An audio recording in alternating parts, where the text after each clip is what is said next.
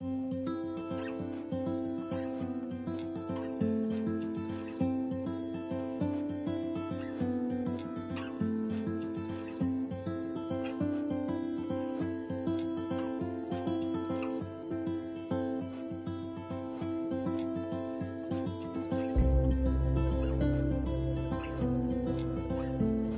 geehrte Damen und Herren, liebe Freundinnen und Freunde, im Namen von Ambra Laurenzi, der Präsidentin des Internationalen Ravensbrück-Komitees und der Gedenkstätte Ravensbrück, begrüße ich Sie herzlich zu dieser kleinen Ausstellungsvernissage.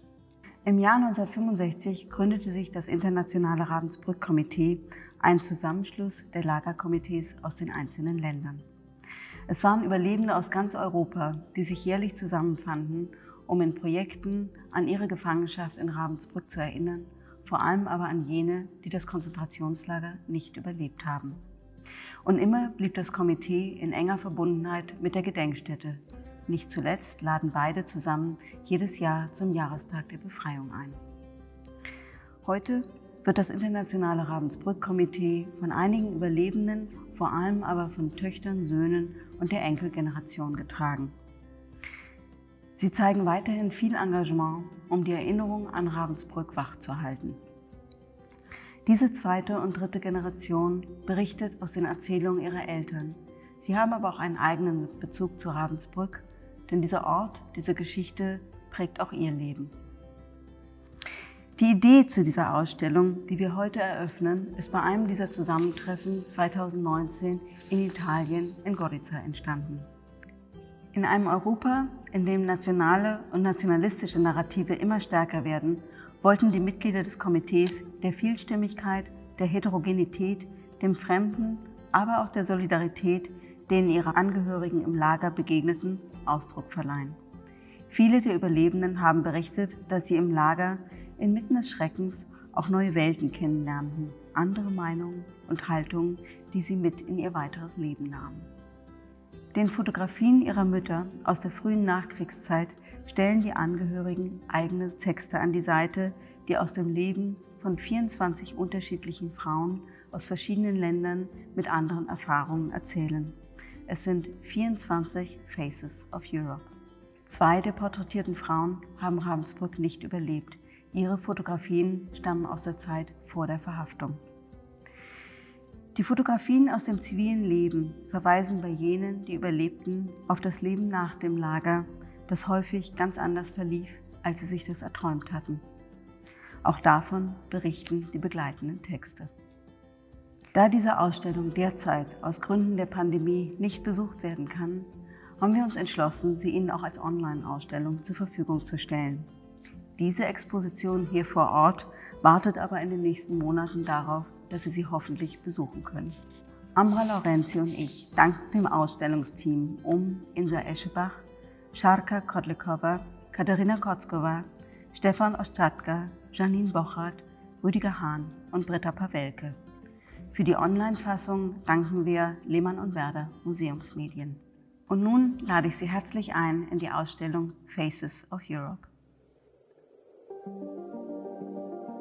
В лагері я видела маму лишь однажды. Ее сожгли в печах крематория в концентрационном лагере. Там она была лишена всего, у нее нет даже могилы. Помню, как однажды мы с мамой пошли на работу к папе за ключами.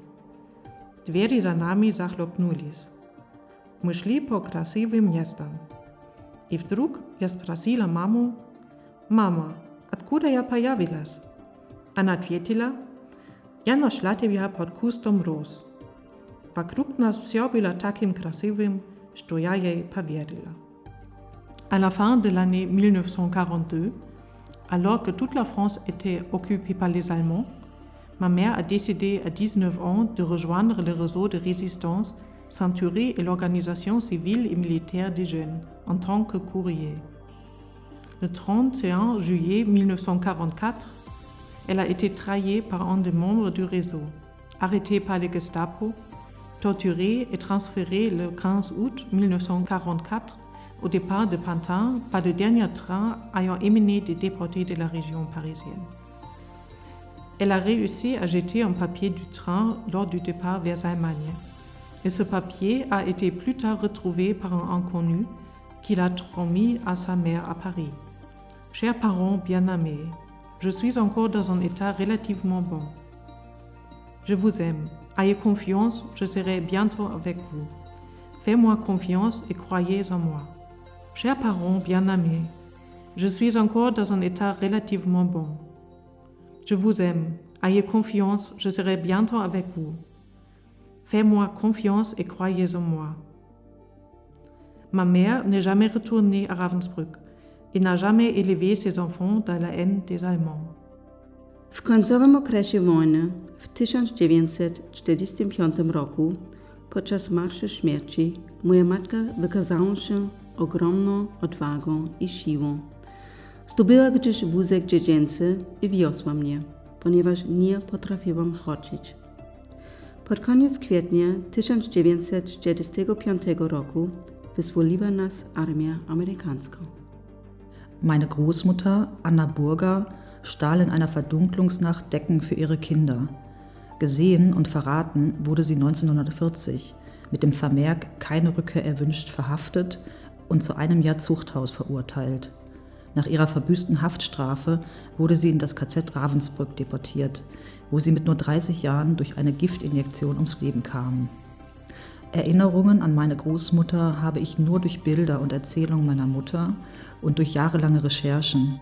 Wenn ich den Boden des KZ Ravensbrück betrete, stelle ich mir vor, ich bin bei meiner Großmutter auf Besuch. Mirella Stanzione. Data di nascita il 11 marzo 1927 a La Spezia. Da ottobre 44 ad aprile 45 a Ravensbrück. Ravensbrück ha rappresentato un'interruzione violenta nella vita di mia madre. Mia madre diceva spesso che non sarebbe sopravvissuta a quell'inferno all'età di 17 anni se non ci fosse stata sua madre. Resto con lei per tutta la sua prigionia. Durante la prigionia a Ravensbrück, mia madre si è sentita soprattutto una vittima innocente e non si è liberata mai più di questa amara sensazione.